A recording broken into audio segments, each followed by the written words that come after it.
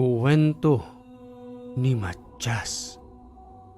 Panahon ng 1982. Lugar ng Quezon. Ang nagpadala ng kwentong ito ay itago na lang natin sa pangalang Noli.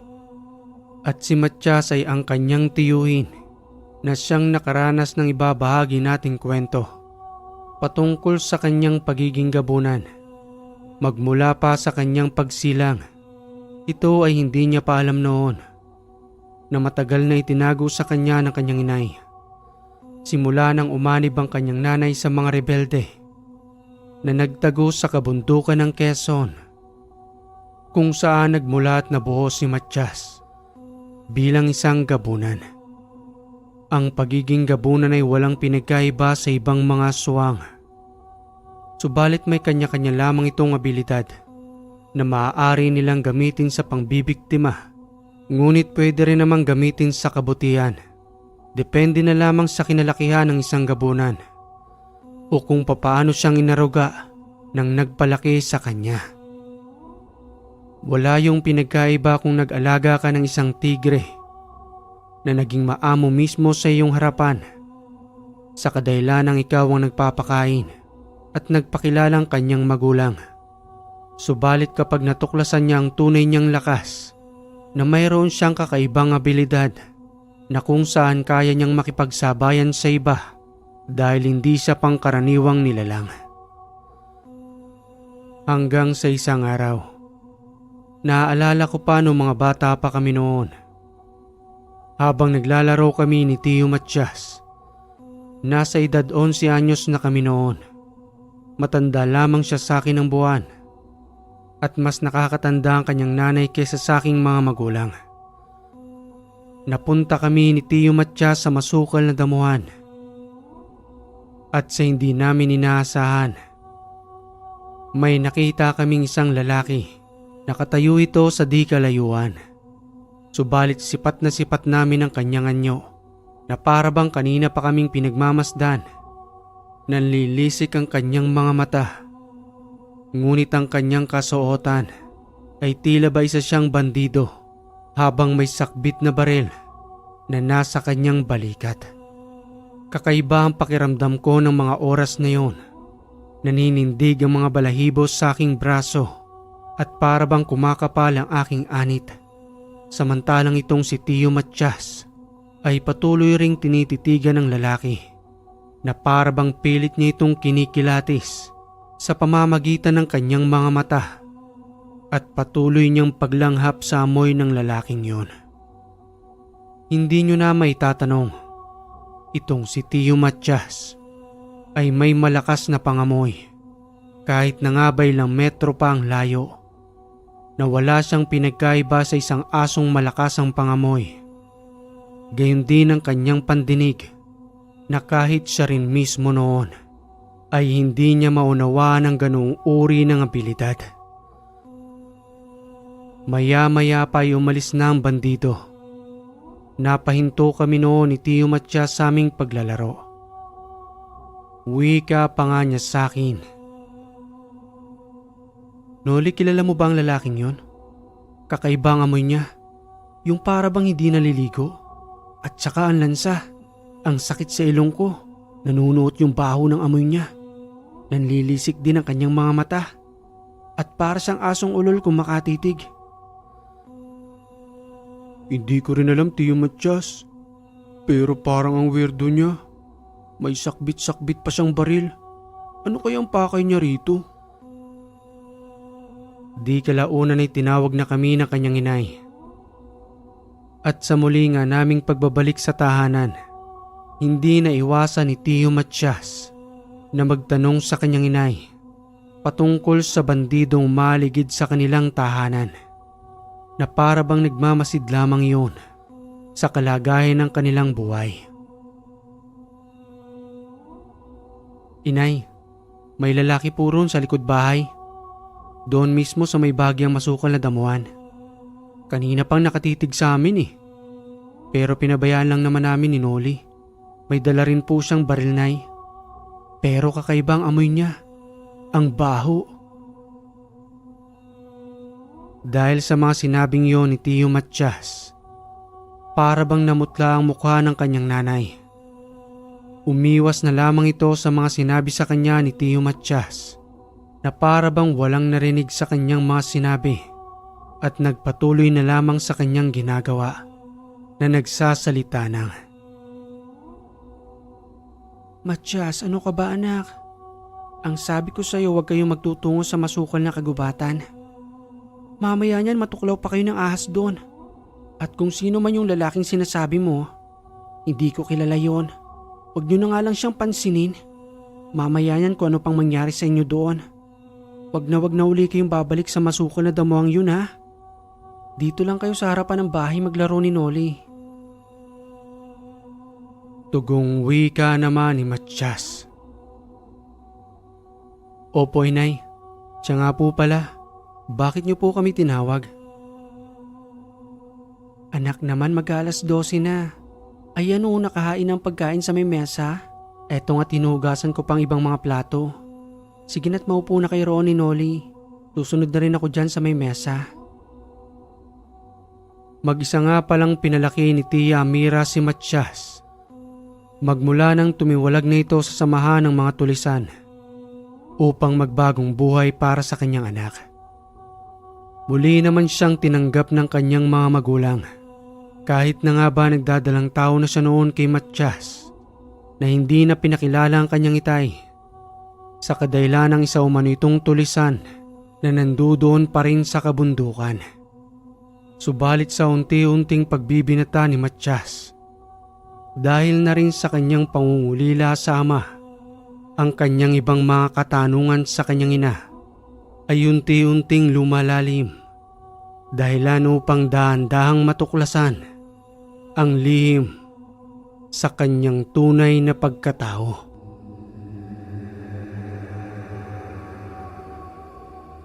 Makalipas ang ilang taon, sa pagtungtong namin ni Tio Matias ng 24 anyos, ipinagtapat na sa kanya ni Tia Amira ang patungkol sa kanyang ama. Subalit wala itong sinabi na isa iyong gabunan at ang pagkakaalam lang noon ni Tio Matias ay isa itong pinunong rebelde na naninirahan sa kabukiran. Gusto niya man itong makilala, subalit pinipigilan siya ng kanyang ina.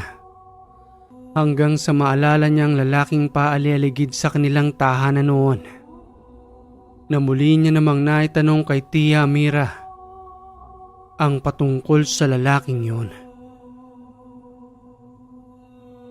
Nay, kakaiba ho kasi ang pakiramdam ko noon nang makita ko yung lalaking bandido.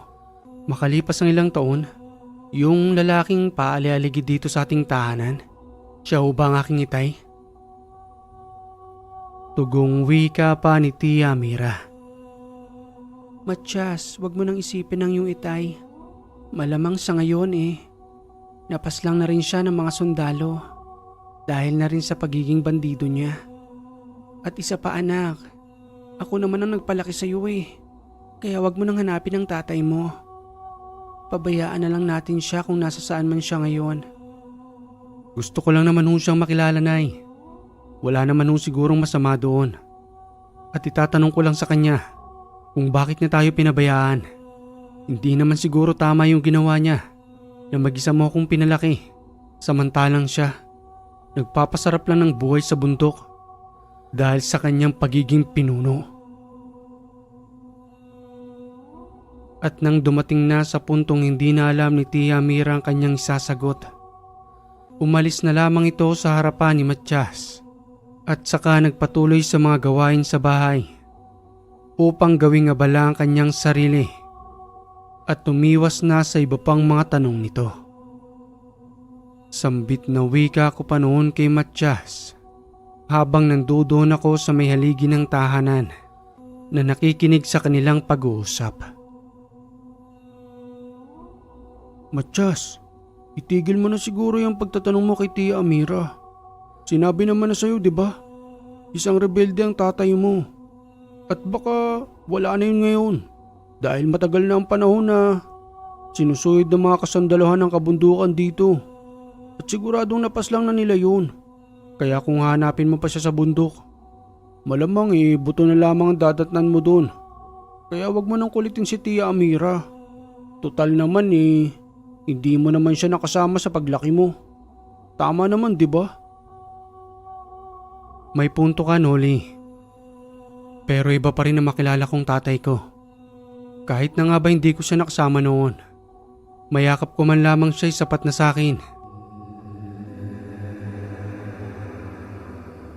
Isang araw ay nagpasama sa akin si Matias na magtatabas umano kami ng mga damo sa likod ng kanilang tahanan. At habang nandudo na nga kami at abala sa aming pagtatabas, muling nagpakita ang misteryosong lalaki. Sa ilang taong nakalipas, doon ay hindi nagaksaya ng oras ni Matias. Noong unay tinitigan niya ito ng masama. Hanggang sa kalaunan ay dahan-dahan niyang tinahak ang masukal na damuhan patungo sa kinatatayuan ng lalaki na para bang sa kanilang mga mata pa lamang ay nag-uusap na silang dalawa. At nang dahil doon ay dali-dali akong sumunod sa kanya habang hawak-hawak ang aking itak na pangtabas na kung sakali man na may gawin sa amin ng bandido, kagad ko itong tatagpasin ng walang pag-aalinlangan. Sambit na wika pa ni Matias nang makalapit sa harapan ng lalaking yun. Sino ka, Ginoo? At bakit matagal ka nang pabalik-balik dito sa amin? Ano bang kinakailangan mo? Sa mga oras na yon ay hindi nagsasalita ang lalaki. Mahinahon niyang tinitingnan mula ulo hanggang paa si Matias na animoy kinikilatis niya ito. Sabay ngiti sa kanya ng maluwalhati. Muli na lamang yung tinanong ni Matias habang nagwiwika ng, "Ikaw ba ang tatay ko? Bakit hindi ka magsalita? Sagutin mo ang aking katanungan. Ikaw ba ang aking itay?" Muli lamang itong umiti kay Matias at nangakma na itong magsasalita. May dumating na isang lalaki. Kakaiba ang mga nakasuot sa kanyang katawan. Gayon na rin ang kanyang medalyon. Nakitang-kita sa kanyang dibdib hanggang sa magsalita na ito ng, "Kayong dalawa riyan, umalis kayo. Kung ayaw ninyong lapain kayo ng lalaking yan, hindi ninyo siya kilala. Isa siyang aswang na gabunan. Lumayo na kayo sa kanyang harapan at ako nang bahalang pumaslang sa kanya." Ikinagulat naming dalawa ni Tio Matias ang sinabi ng lalaking yun. Kahit na nga ba wala pa kaming ideya sa mga sinabi niya patungkol sa gabunan, naramdaman namin ang kanyang mga tinig patungkol sa kagustuhan niya itong paslangin dahil na rin sa pagiging gabunan.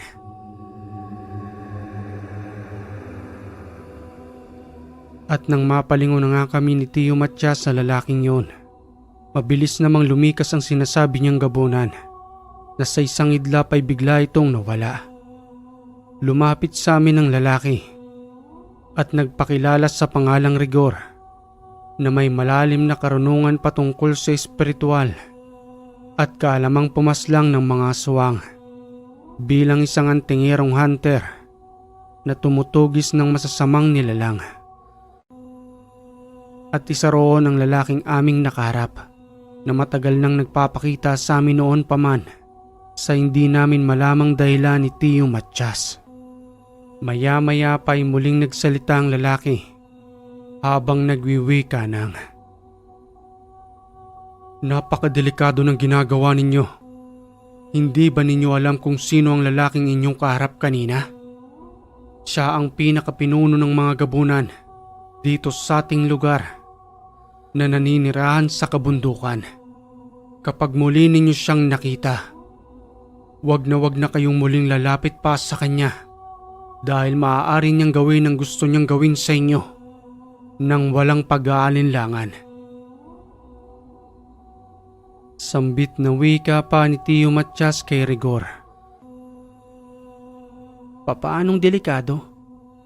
Samantalang noon pa man, nagpupunta na ang lalaking yan dito. Mga bata pa kami noon ni Noli. At magpanggang sa ngayon ay nagmamasid pa rin siya sa hindi namin malamang dahilan kung ano nga bang pakay niya rito. Maya-maya pa'y nagulat kaming dalawa ni Tio Matias nang sa isang idlap, ang matipunong lalaking si Rigor ay biglang naging matanda sa aming harapan na aming ikinamangha ng mga oras na yun. Halos hindi kami makapagsalita nang makita namin ang mga nangungulubot niyang balat, subalit mabilis pa rin sa kanyang pagkilos na kung susuriin mo'y isa na itong matandang hukluban na para bang wala ng kakayanan na tumugis ng mga gabunan. Naupo itong saglit sa isang tabi habang nananatili pa rin kaming nakatulala ni Tio Matias sa unang pagkakataon na nakakita kami ng ganoon. Sabay muling wika sa amin ni Rigor habang nasa anyong matandang hukluban. Sa tingin ko ay may pinupuntahan siya sa lugar na ito. Malamang ay isa sa inyo ang kanyang minamatyagan. Ipagpaumanhin ninyo ang aking anyo. Sa kadahilanang ito ang aking tunay na kaanyuan, isang matandang si Rigor na paminsan-minsan ay nag-aanyong matikas ng aking kabataan. Sa tuwing sumasanib sa akin ang aking gabay na nagbibigay lakas sa aking buong katawan upang makipagsabayan sa pakikipaglaban. Paano niyong nagagawa yun? Samantalang kanina lang ay halos kasing edad ka lamang namin. Tapos ngayon, isa ka ng matandang hukluban? Hindi ka panipaniwala ang ginagawa mo. Siguro ay mas dapat ka naming katakutan kaysa sa lalaking yun. Ngayon ka pa lamang nakakita ng ganitong uri ng pagbabago ng anyo. Kaya nakakaramdam kayong dalawa ng takot ngayon. Subalit hindi pa ninyo natutunghayan ang pagbabagong anyo ng isang gabunan. Mas nakakatakot kaysa sa huklobang tulad ko kapag inyong natunghayan ng harap-harapan. Huwag kayong matakot sa akin. Isa akong mabuting tao. Ang hangad ko lamang ipaslangin ng mga gabunan na matagal nang nanggagambala rito, lalong-lalo na sa kabukiran na ginagambala ang mga magsasaka roon. Ang ipinagtataka ko lamang sa mga oras na ito, bakit patuloy pa rin ang pagbula ng langis?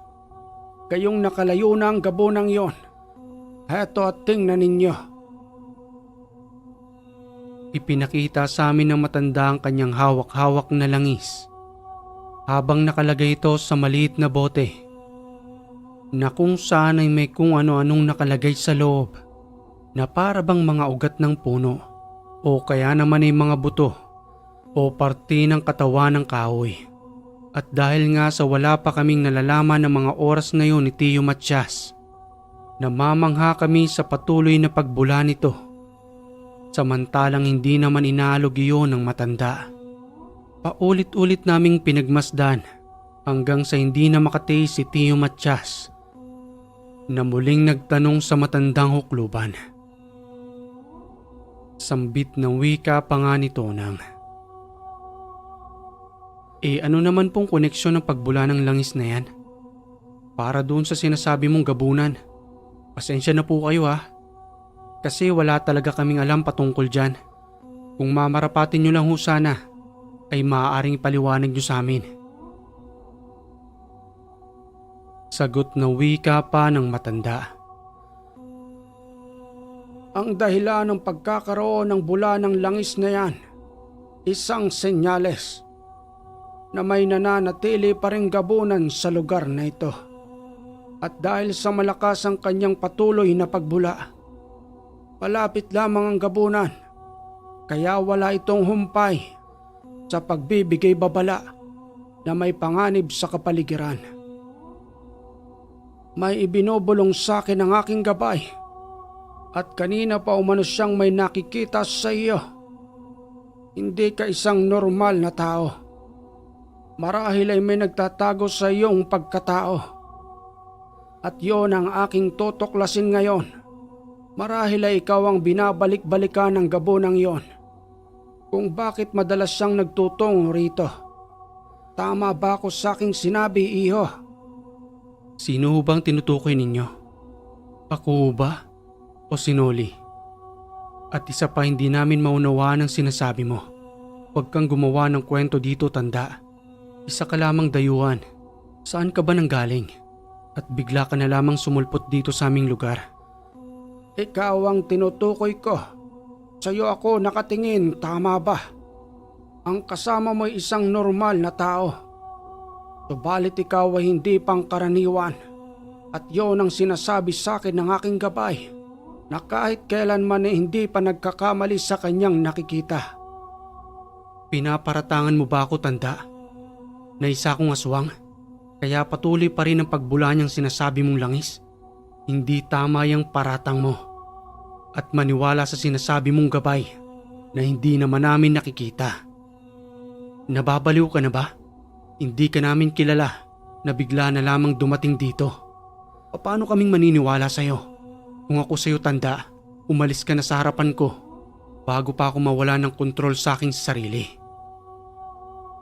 Sa mga oras na yun ay nakaramdam ng galit si Matias dahil sa paratang sa kanya ng matanda.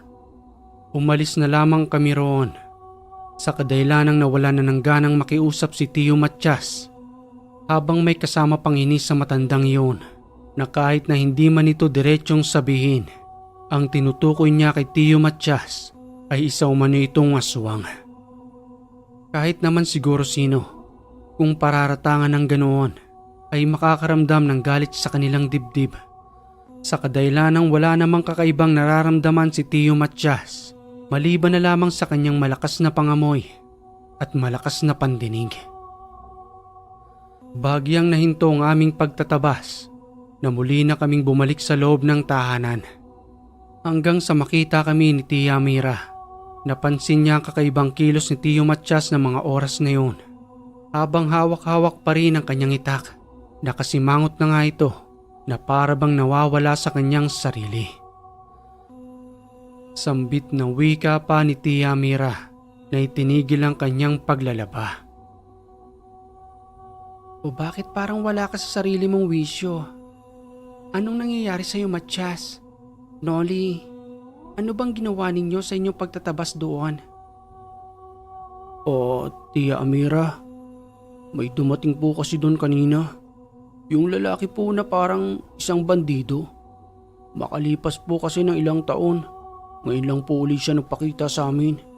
Tapos maya-maya, may dumating po isang patipunong lalaki. Pero naging matanda at ang pangalan po niya ay Rigor. Bigla pong umalis yung lalaking yun. Ang dumating po si Rigor. Tapos maya-maya lang may sinabi sa amin ng matanda na ikinasama ng loob ni Tio Matias. Kasi kahit hindi niya naman diretsahin, ang gusto niya pong sabihin sa amin si Tio Matias daw ay isang aswang. Dahil doon sa hawak-hawak niyang langis. Kahit naman po siguro sino, sasama po ang loob, Tia Amira. Kaya nga po hindi ko rin masabihan itong si Tio Matias Hindi ko rin siya masisi. Siguro kahit ako kapag sinabihan ng matandang yun, sasama rin po ang loob ko. Ay nako, Matias. Huwag nga kayong magpapaniwala ng kahit na kanino. Isa pa ay hindi nyo naman kilala yung matanda. Di kung aswang ka, patagal mo na kaming nilapa rito. Napakagandang lalaki ng anak ko. Ang layo naman sa sinasabing aswang. Akin na nga yung itak na hawak-hawak mo. Mamaya niyan kung ano pang magawa mo rito. Ipaghahain ko na lamang kayo ng pagkain. Naging palaisipan tuloy kay Tio Matias ang mga nangyari. Kinagabihan na hindi siya umano makatulog dahil sa kakaisip sa sinabi ng matanda at naguguluhan siya sa kanyang sarili. Dahil baka ang lalaking yun na nagtutungo sa kanilang tahanan ay ang kanyang tunay na ama na isang anggabunan. Makalipas ang 2 buwan, madalas na umano siyang nagtutungo sa likuran ng kanilang tahanan na muling inaabangan ng lalaking yun na magpanggang sa mga oras na yun ay wala pa ring pagkakakilanlan kung sino nga ba ito at ano ang kanyang kailangan. Hanggang sa isang araw, Nagkasabay kami ni Tio Matyas sa pagigib ng tubig. Subalit sa hindi namin inaasahan, may dalawang lalaki doon na nagmamadali na nakikipagagawan sa pagigib ng tubig sa may balon. Yun ay si Pidong at Flavian na nagsisiga-sigaan sa aming lugar. Kahit na nga banaw na kami ni Tio Matyas sa pagigib, pilit niya pa rin inaagaw ang panalok. Hanggang sa nagalit si Tio Matyas sa dalawang magkapatid na si Pidong at Flavian na kahit na noon pa man ay talagang may angas na sa kanilang katawan. Inaawat ko na nga noon si Tio Matyas na pabayaan na lamang ang dalawa. Subalit wika lang naman ito sa akin na paulit-ulit lang umano yung gagawin kung hindi niya tuturuan ng leksyon ng dalawang magkapatid. Sambit na wika pa nito habang animoy nanlilisik ang kanyang mga mata na nakasarado ang kanyang dalawang kamay na handa ng sakta ng dalawang magkapatid. Alam ninyo, nakakaubos din kayo ng pasensya no? Madalas na ang pagsisiga-sigaan ninyo rito. Siguro ito na yung tamang oras para patulan kayo. Para matigil na yung kayabangan nyo. Wala na kayong respeto sa mga naninirahan dito. Sa tingin nyo ba yan ang tamang paraan para igalang kayo? Ang pagsisiga-sigaan para katakutan? Unti-unti kong napapansin noon kay Tio Matyas ang pagiging madalas na mainit na ng ulo nito na nawawala na ng kontrol sa kanyang sarili. Dahan-dahang nagbabago ang kanyang ugali. Magmula nang malaman niya ang patungkol sa kanyang pagkatao na hindi pa naman siya sigurado sa mga oras na yon.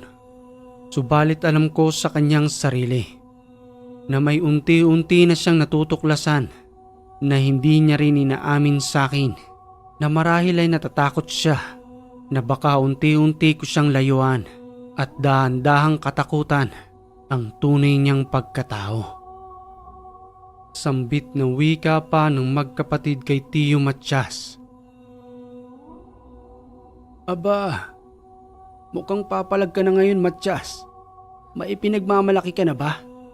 Dahil lamang sa tubig, hindi mo kami mapagbigyan. Naghahanap ka na yata ngayon ng sakit ng katawan ano? Kahit na magsama pa kayong dalawang magtiyuhin, hindi kayo aasir sa amin. Pagbuhulin ko pa ang katawan ninyong dalawa at ihulog ko kayo dyan sa ilalim ng balon. Ano, papalag ka na? Puro kadaldal, Flavian. Simulan na natin. Natunghayan mismo ng aking dalawang mata ang kakaibang lakas ni Tio Matyas at hindi iyon pangkaraniwan. Dahil ibinabalandra niya ang dalawang magkapatid ng walang kahirap-hirap. Hanggang sa parehong mawala ng malay na halos hindi ko na makilala si Tio Matyas dahil na rin sa astang kanyang ipinapakita na hindi na siya ang tiyuhing nakilala ko na magmula sa aming pagkabata nakasabay ko pang lumaki at nakilala ng lubusan ng kanyang pag-uugali. Pilit ko siyang inaawat noon, subalit tila nakikita ko sa kanyang muka ang sobrang katuwaan kapag nakakakita siya ng dugo na nagmumula sa dalawang magkapatid dahil sa natamo nilang tama ng suntok sa kanilang mukha at katawan.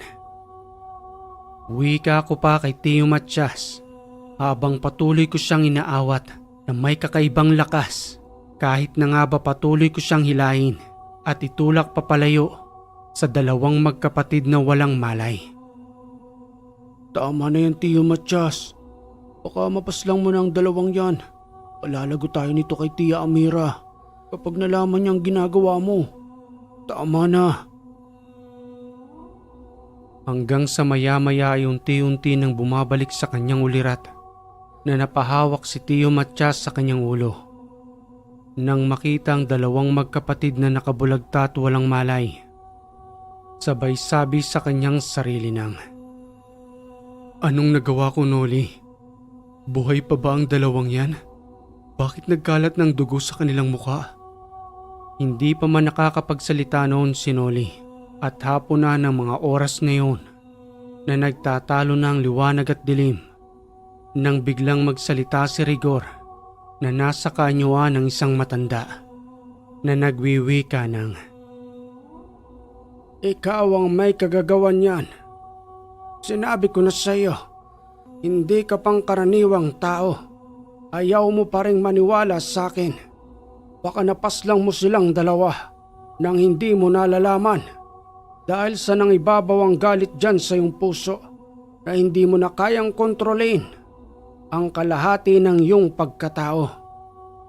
Maniwala ka man sa akin o hindi, isa kang gabunan. Ayon sa pagsisiyasat ng aking gabay na may kakayanang pumasok sa inyong panaginip. Ikaw ang anak ng pinunong gabunan na nagtutungo sa inyong tahanan upang pagmasdan ka sa iyong pagpasok sa tunay mong katauhan. At heto ka na nga ngayon, nawawala na sa iyong sarili na animoy nangangapa sa dilim sa kadahilan ng walang sumasagot sa lahat ng iyong katanungan. Kahit na ang iyong inay na siyang tunay na nakakaalam. kung tunay nga akong isang gabunan, paslangin mo na ako. Diba? Isa kang mamamaslang ng mga tulad namin? Sige, kitlan mo na ako ng buhay tanda na kung totoo man ang sinasabi mo upang sa mga oras pa lamang na ito ay matigil na ang tunay na paghihirap ko at mawala na ang lahat ng mga katanungan sa aking isipan na pilit ko mang kalimutan ay patuloy pa rin sumasagi sa akin kung sino nga ba ako at kung sino ang aking ama na ilang taon ko nang hinahanap. Hindi kita maaaring paslangin sa kadahilan ng ang tulad mo ay isa lamang ring biktima ng nakaraan at makakatulong ka sa akin upang paslangin ang iyong itay, gayon na rin ang kanyang mga alagad. Nanahimik ng ilang minuto si Matias habang patuloy na nag-iisip. Nilapitan ng matandang dalawang magkapatid. Hinawakan ito sa may pulso at sa kanyang paghawak ng mga oras na yun, nananatili pa namang buhay ang dalawa na nawalan lang talaga ng malay dahil sa walang humpay na pag-atake ni Matias. Muling wika pa ni Matias kay Rigor na nagsusumamong tulungan siya upang tuklasin ang tunay niyang pagkatao at di umano'y makikipagtulungan siya sa matanda. Subalit hindi niya kaya umanong paslangin ang kanyang itay maliban lamang sa mga alagad nito na naninirahan sa kabundukan. Subalit ang naging sagot lang naman sa kanya ng matanda na kung matutunghayan niya umano kung papaanong pumaslang ang kanyang itay, lalo na ng mga normal na tao na patuloy pa rin nilang binibiktima kung saang lugar man sila magawi sa patuloy nilang pananalanta. Hindi katanggap-tanggap umano ang kanilang ginagawa na kanyang kasusuklaman ang pagpaslang ng kanyang itay sa walang kalaban-labang mga magsasaka.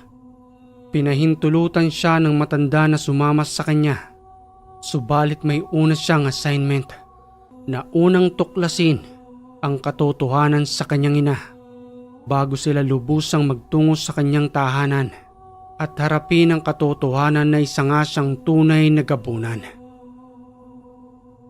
Maya-maya ay kumuha ng tubig ang matanda. Ibinuhos sa mukha ng dalawang magkapatid hanggang sa muli na itong magkaroon ng malay. At nang muli nilang makita ang presensya ni Matias, mabilis na tumayo ang dalawa at saka kumaripas ng takbo na naiwan na ang kanilang timba dahil sa kanilang pagmamadali. Wika pa ng matanda kay Matias, Sasama ako sa inyong tahanan. Hindi makakapagsinungaling sa akin ng iyong ina. May mga salita akong gagamitin upang sabihin niya ang katotohanan patungkol sa iyong tunay na pagkatao para matunghayan mong hindi ako nagsisinungaling at hindi ko ipinaparatang sa iyo ang iyong pagiging gabunan. Tumayo ka na riyan, Matias, at ngayong oras ding ito ay magtutungo tayo sa inyong tahanan. Magkakasama kaming tatlo noon na pabalik sa tahanan ni Tio Matias. At kahit ako mismo ay nakakaramdam ng malakas na kaba sa aking dibdib patungkol sa magiging reaksyon ni Tia Amira na hindi pa man manggaling sa kanyang bibig ang katotohanan. Alam na ni Tio Matias na ang kanyang itay ay isang rebeldeng gabunan. At sa aming pagdating sa tahanan, dinatna naming nagpapahinga si Tia Amira sa may duyan. At nang maramdaman niyang may papalapit na tao, nagmamadali siyang tumayo hanggang sa masipat na nga kami. Subalit patuloy siyang nakatingin sa matanda. At nang makalapit na nga kami roon, wika pa ni Tia Amira. Sino ang matandang kasama ninyo? At bakit wala kayong daladalang tubig? Isa pa, anong nangyari sa mga kamao mo, Matias? Bakit may mga nagkalat na dugo? Sabat na wika pa ni Rigor habang may tila ibinubulong na mga salita na iniihip kay Tia Amira upang magsabi umano ito ng katotohanan sa kanyang mga itatanong. Mawalang galang na po sa inyo. Ang pangalan ko nga po pala ay si Rigor. Alam kong hindi bago sa iyo ang katawagang gabunan. Naparito ko para kay Matias. Sa kadahilanang ang batang ito ay gulong-gulo na sa kanyang sarili sa hindi mo pagsisiwalat sa tunay niyang ama at kung ano ang tunay nitong pagkatao. Naparito ko ginang para sa iilang katanungan. Ang itay ba ng iyong anak ay ang lalaking nagtutungo rito upang magmatsyag sa inyong mag-ina. Hindi ka maaaring tumanggi dahil ang ilalabas ng iyong dila sa ngayon ay pawang katotohanan patungkol sa lahat ng mga nangyari. Hindi na nakapagkaila noon si Tia Amira at ang lahat ng nangyari ay piniliwanag niya sa harapan ni Tio Matias. At magmula nung araw na yon, tinanggap na ni Tio Matias sa kanyang sarili na ang kanyang tunay na itay ay isang masamang rebeldeng gabunan na namumuno sa pagsalakay sa kabundukan at pagpaslang sa mga kaawa-awang magsasaka na namumuhay ng patas para sa kani-kanilang pamilya. Nagpaalam si Tio Matias sa kanyang inay na pansamantala siyang maninirahan sa tahanan ng matanda. Ipinagpaalam niya rin ako kay Rigor, pati na rin kay Tia Amira. Nagtungo kami sa tahanan ng matanda. Nanirahan kami sa tahimik niyang lugar na ang kanyang tahanan ay nasa ilalim ng isang malaking puno ng sampalok habang may mga alagang kung ano-anong sariwang gulay at mga alagang native na manok na pumapaligid sa kanyang tahanan at naninirahan sa malaking puno ng sampalok. Pati ako ay nadamay sa pagtuturo ng matanda. Nag-obserba ako sa kanyang kaalaman. Subalit ang mas malalim na kanyang pinatutungkulan ay si Tio Matias na pinagkalooban niya pa ng isang tsaleko, pati na rin ng isang kumikintab na balaraw na kanyang gagamitin umano bilang panangga at pamaslang sa mga gabunan. Ang tsalekong iyon ay may iba't ibang uri ng mga salita na nakasulat sa salitang Latin na hindi umano tinatabla ng kahit na anumang patalim o kahit na ang baril, lalo na kapag nakatali ito sa may ulo ni Tio Matias bilang kabalat panangga sa kahit na anumang uri ng panganib. At ang balaraw na kanyang tangan-tangan ay nagmula pa umano sa ninuno ng matanda bilang antingerong hunter na mamamaslang ng kahit na anumang uri ng aswang, kahit na isang angkan pa yan ng gabunan. Makalipas ang ilang buwan na aming pananatili sa tahanan ng matanda, lubos ang kagalakan namin sa mga katuruan na ibinahagi niya sa amin noon.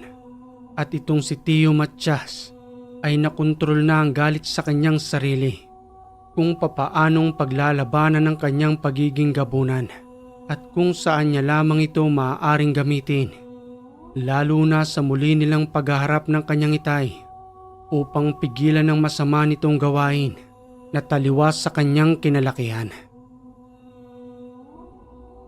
Isang dapit hapon, may pinuntahan kaming isang tahanan. Medyo may kalayuan ito. Subalit habang naglalakad pa lang kaming papunta roon, may sinabi na sa amin ng matanda na ang aming pupuntahan ay tahanan umano ng isang aswang na kanyang malapit na kaibigan. Hindi umano ito namiminsala, kaya wala kaming dapat na ikatakot. May aalamin lamang kami kung saan ang susunod na direksyon ang patungo sa pinaplano ng mga gabunan upang dahan-dahan na namin silang tugisin. At nang makarating na nga kami sa barong-barong nitong tahanan, pinagmasdan lang naman namin ni Tio Matias kung papaanong mag-usap ang dalawa habang nagbubulungan para hindi umano marinig ng sino man ang kanilang pinag-uusapan. Subalit nakalimutan yata nilang si Tio Matias sa isang gabunan na may malakas na pandinig, lalong-lalo na sa araw ng Martes at Biyernes. Lumilitaw ang kanyang katangian. Bahagya kaming lumayo ni Tio Matias. Alam niya na ang mga mangyayari. Sasalakay ng mga gabunan sa gawing silangan kung saan may mga naninirahan pang magsasaka na maaari nilang gambalain. Maya-maya pa'y lumapit na sa amin ang matandang si Rigor. Hindi na ito nagsalita dahil alam niyang alam na namin kung ano ang kanilang pinag-usapan. At sa muli naming pagbabalik sa kanyang barong-barong, pinag-usapan namin ang aming pagsalakay upang hindi umano maging bara-bara ang lahat ng maaaring mangyari, lalo pat hindi pangkaraniwan ang kakayanan ng mga gabunan. Subalit sa pagkakataong yun ay hindi ko nasubukan ang aking kakayanan sa kadahilan ng hindi ako pinahintulutan ng matandang sumama. Kulang pa umano ang aking kaalaman at maaari ko lamang iyong ikapahamak. Sumang-ayon naman doon si Tio Matias sa kadahilan ng laban niya umano iyon sa muli rin nilang pagharap ng kanyang itay. Hanggang sa dumating na ang araw ng kanilang itinakda. Habang nakasakbit sa tagiliran ni Tio Matias ang isang balaraw at nakatali sa kanyang ulo ang isang tsaleko na punong-puno ng karga na binuhay pa ng mahabang panahon, habang nagpapaalam sa akin ng dalawa na nagwiwika ng, "Ikaw na munang bahala dito, Noli. Ipagpatawad mo ang hindi namin pagsama sa iyo dahil yun ang nakikita naming tama sa kadahilan ng hindi ko mapapatawad ang aking sarili kung sakali man na may mangyaring masama sa iyo. Dahil laban ko ito na hindi ka maaaring madamay." Tama ang kanyang sinabi, Noli. Manatili ka na lamang dito sa aking tahanan at mas palawigin pa ang iyong kaalaman upang sa muli naming pagbabalik ay maaari ka nang sumama sa amin sa kahit na anumang uring pakikipagdigmaan. Tugong wika ko pa sa dalawa bago sila lubusang umalis. "Huwag po kayong mag-alala. Ayos lang po yun sa akin. Pagbubutihin ko pa ang aking pag-aaral para naman kahit papano'y makasabay po ko sa inyo. Sige po at mag-iingat na lamang kayo sa inyong paglalakbay."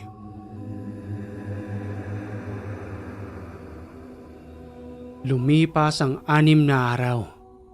Nagtataka na ako kung bakit hindi pa bumabalik ang dalawa magmula ng araw na umalis sila sa tahanan, na sobra ko namang ipinag-aalala kung ano na nga bang nangyari sa kanila. Kung buhay pa ba sila Tio Matias o pinagsalu-saluhan na ng mga gabunan. Hanggang sa isang araw ng tanghaling tapat, kumakain ako noon nang may masipat akong naglalakad na patungo sa tahanan. Hindi ako nagkakamali na ang dalawang iyon ay si Tio Matias at ang matandang si Rigor. At kahit na hindi pa man sila nakakalapit, dagli ko na silang sinalubong hanggang sa lubusang makalapit sa may trangkahan ng bakod. Sabay wika sa kanilang dalawa ng, "Maligayang muling pagbabalik, Tio Matias. At gayon din sa iyo, Mang Rigor. Kamusta naman po ang inyong paglalakbay? Pinagalala ninyo ko. Ang akala ko'y may nangyari ng masama sa inyo. Mabuti na lamang at wala. Ano ho bang nangyari? Tugong wika pa ni Tio Matias sa patuloy kong pagtatanong sa kanila patungkol sa mga nangyari. Ganoon na nga, Noli. Hindi rin namin inaasahan ni Mang Rigor. Ang akala namin ay masusupil namin silang lahat. Subalit nagkamali kami roon. Sa kadahilan ng ang iba sa kanilang mga kasamahan ay lumikas. Kabilang na roon ang aking itay. Ngunit ang ilan sa kanilang mga kasamahan ay aming napaslang. Marami-rami rin ang nabawas sa kanila. At dahil na rin sa kanilang kasanayan sa bukid, napalipat-lipat ng iba't ibang tahanan. Hindi na namin matukoy kung saan sila nagtungo. Kahit na nga ba pilit na namin silang sinundan. Hanggang sa patuloy na lamang kaming naligaw. At napagdesisyon na namin ni Mang Rigor na magpahinga na lang muna. At ipagpaliban ang muling paghahanap sa kanila upang lubusan silang lipulin. At nang lubusan na nga silang pumasok sa loob ng tahanan upang maglinis ng kanilang buong katawan, kapansin-pansin sa kanilang kasuotan ang nagkalat na dugo na kanilang mga napaslang. Hindi ko man lubusang natunghayan ang mga nangyari, subalit isinad sa akin ni Matias ang lahat, pati na rin ang pagkikita nila ng kanyang itay. Nakamuntika na silang magkadaupang palad upang kitla ng buhay ang bawat isa. Kahit na nga ba iisang dugo ang nananalaytay sa kanilang katawan bilang magamang gabunan. Ayon pa nga kay Tio Matias na habang sinusuong nila ang masukal na damuhan patungo sa pinagkukublihan ng mga gabunan, ang ilan sa kanyang mga napaslang ay nagtamo ng tama ng balaraw hanggang sa lubusan siyang magpalit anyo na maging kauri ng mga gabunan. Subalit magkaiba ng pananaw at layunin na nagbibigay ng pagitan sa kanyang mga kalahi. Kaya naman isa-isa niya itong pinaslang hanggang sa lubusang lumikas ang iba roon na pilit pa rin nilang hinabol. Kaya naman tumagal ng ilang araw ang kanilang paghanap. Bakas din sa kanyang sandatang balaraw ang mga nagkalat na dugo na unti-unting nagpapalakas roon sa tuwing nakakapaslang ito ng mga gabunan. Maya-maya pa pagkatapos nilang makapaglinis, sabay-sabay kaming tatlo na nagdasal upang muling manumbalik ang nawala nilang lakas sa ilang araw nilang pagtugis sa masasamang nilalang. Inilagay sa may papag ang mga gamit ng matanda, gayon na rin ang balaraw ni Tio Matias, pati na rin ang tsaleko at ang dapat na oras ng pagkain ay bagyang isinantabi upang tuloy-tuloy na makapagdasal.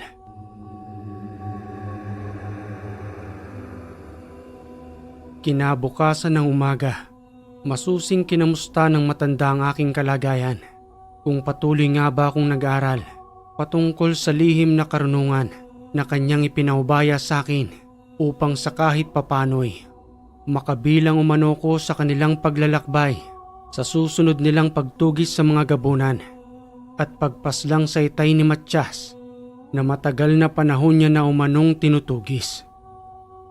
Sambit na wika pa sa akin ni Mang Rigor. Kamusta naman ang iyong pag-aaral, Noli? Sa 6 na araw naming pagkawala, marami ka naman bang natutunan sa mahiwagang aklat na aking ipinagkatiwala sa iyo? Tugong wika ko naman sa kanyang pagtatanong. Kahit papano po, Mang Rigor, marami naman po akong natutunan. Pero hindi po katulad ng galing ninyo. Sinisikap ko pong mas palawakin pa ang aking kaalaman upang sa susunod ninyong paglalakbay ay bigyan mo na ako ng pagkakataong makasama. Dagling tumayo ang matanda sa kanyang pagkakaupo. Kumuha ito ng isang bakanting bote at saka nilamnan ng isang tabong tubig. Dahan-dahan itong muling bumalik sa akin at may daladalang papel, gayon na rin ang ballpen na ipinapasulat sa akin ng mga letra, ang mga letra ng orasyon na pinapakabisado niya sa akin. At nang maisulat ko na nga iyon, Inilagay ko sa loob ng boteng may lamang tubig hanggang sa mapansin kong lumubog ito na bilang palatandaan umano iyon na hindi ko pa kayang buhayin ng isang orasyon sa kadahilan ng hindi pa sapat ang naiipon kong lakas sa aking katawan na nagmumula sa buhay na salita hanggang sa muli siyang magwika sa akin ng, Pagbutihin mo pang iyong pagdarasal, Noli.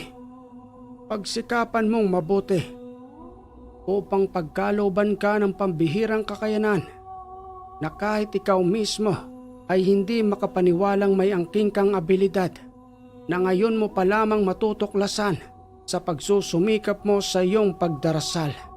Huwag mong tigilan hanggat hindi mo nakukuha. Ipagkakaloob yan sa iyo at ang magiging basihan mo ay ang boteng ito na kapag isinulat mong muli sa papel at ipinasok sa loob ng bote. Kapag nanatiling nakalutang ang papel, ibig sabihin lamang nun, may kakayanan ka ng bumuhay ng orasyon at punong-puno ka na ng positibong enerhiya sa iyong katawan na maaari nating ipanglaban sa mga gapunan. Marami pong salamat sa pagtsatsaga ninyong pagtuturo sa akin. Hayaan niyo po't pilit kong pagbubutihin upang makasama na ako sa inyo. Makalipas ang ilang araw, habang patuloy akong nag-aaral noon, nakaupo ako malapit sa may pintuan. Patuloy kong binabasa ang isang libro na ipinahiram sa akin ni Mang Rigor. Nang bigla na lamang tila may naaninagan ako sa aking mga mata. Nakasilip siya sa may pintuan. Nangakmang lumingon ako sa kanya. Wala namang tao roon, subalit nararamdaman ko sa aking sarili na kanina pang may nagmamatsyag sa akin habang patuloy akong nag-aaral. Ipinagpatuloy ko na lamang ang aking pagbabasa sa pag-aakalang guni-guni ko lamang yon na wala naman talagang nakasilip sa may pintuan at gawa-gawa lamang ng aking imahinasyon ang bahagya kong nasulyapan. Samantalang si Mang Rigor at Tio Matias ng mga oras na yon ay nandoon sa kabilang kamalig na abala rin sa kanilang ginagawa.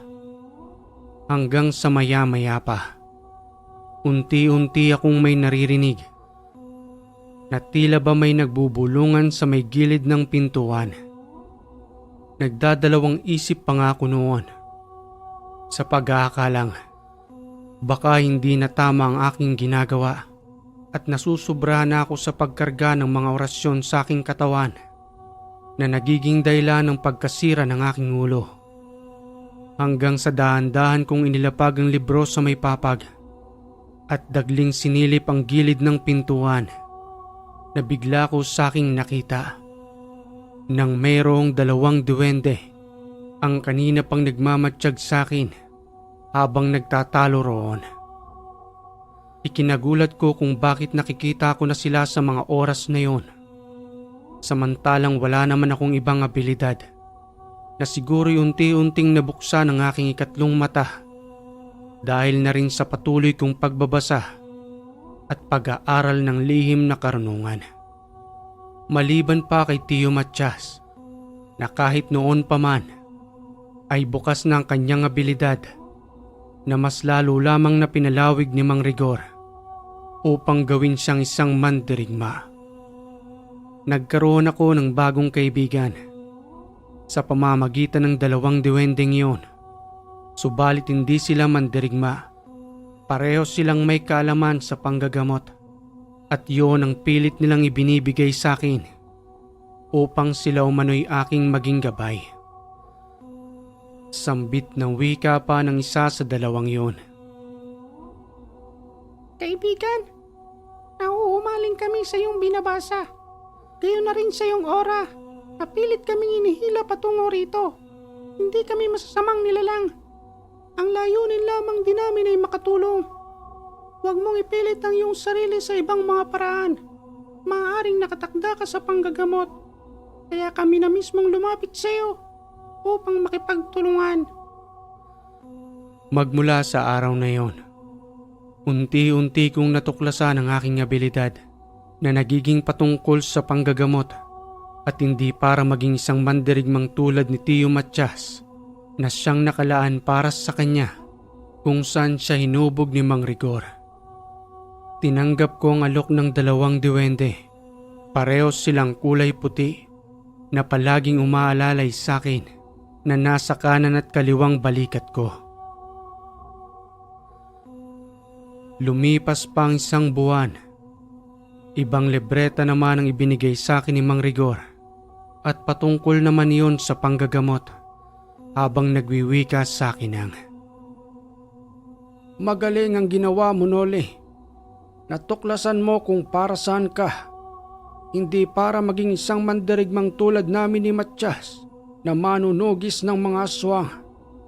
Mas marami kang matutulungang mga tao sa pamamagitan ng tulong ng 2 duwendeng nasa iyong balikat.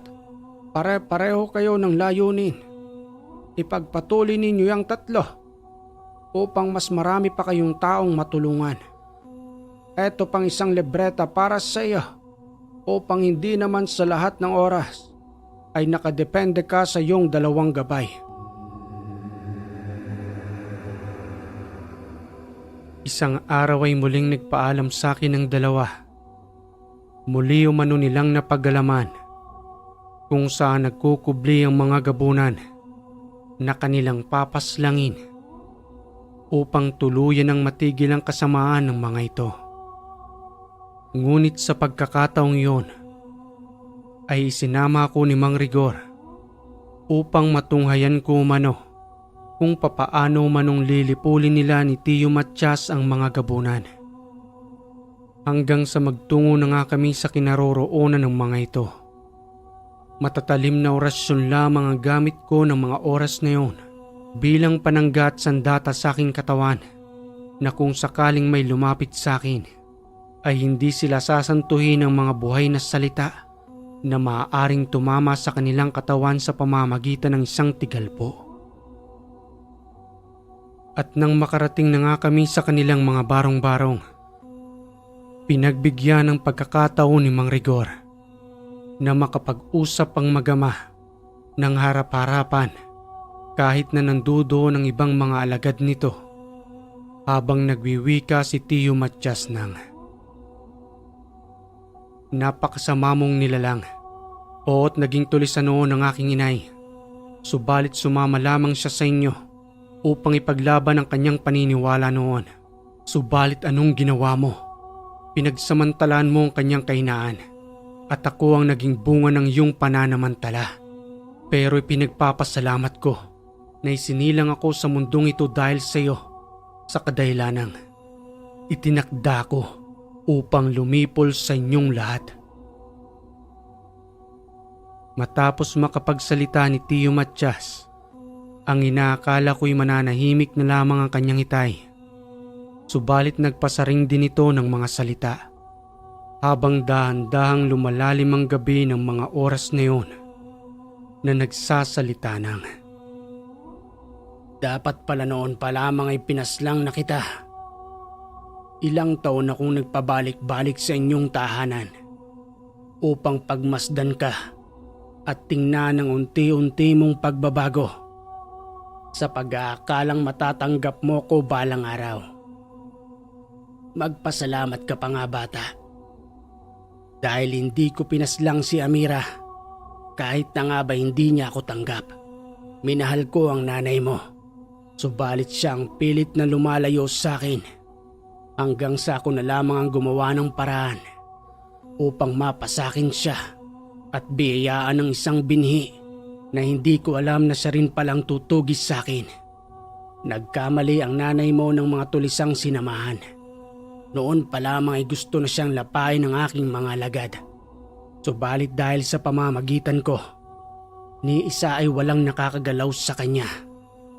Kahit na nga ba lumayo na siya sa amin, na pinabayaan ko na lamang na mamuhay ng tahimik. Kahit kailanman ay hindi kita matatanggap na isang ama dahil sa mga mali mong ginagawa. Wala akong pagkakautang na loob sa iyo. Ipinagpapasalamat ko na lamang na naging parte ka upang mabuhay ako dito sa mundo. Ito ang pagkakatandaan mo na lahat ng masamang gawain ay nagkakaroon ng katapat upang tuluyang mawakasan ang inyong kasamaan at sa pamamagitan pa mismo ng iyong sariling anak. Walang alinlangang pinaslang ni Tio Matias kahit na ang kanyang itay, gamit ang balaraw na kanyang itinarak sa dibdib hanggang sa lubusan na itong mawala ng buhay. Nilipol nilang dalawa ni Mang Rigor ang iba pang mga kasamahan nito hanggang sa lubusan na nga itong maubos, na naging dahilan ng pagiging tahimik ng lugar na nagkaroon ng kapayapaan. Laking tuwa naman ni Mang Rigor nang matuldukan nila ang kasamaan ng mga gabunan na ilang taon niya na ring tinutugis, subalit sa tulong ni Tio Matias ay nagkaroon ito ng katuparan hanggang sa bansagan siya ng matanda sa pangalang Ikaw, Matias, ang puting gabunan. Okay mga kaiwaga, napakaganda ng kwento. Akalain mo ba naman na siya rin ang pumaslang sa kanyang itay dahil na rin sa sobrang sama na nito, at wala nang ibang makakapaslang kundi siya rin mismo dahil siya ang nakatakda para sa kanyang itay, pati na rin sa ibang mga alagad nito. At kung nagustuhan mo ang kwentong ito mga kaiwaga, palambing naman po ng like and share. At kung hindi ka pa nakaka-subscribe, click mo na yung subscribe button dyan, pati na rin yung bell para updated ka sa ating mga bagong kwento. Muli mga kaiwaga, maraming salamat sa lagi ninyong pagantabay dito sa Ang Hiwaga.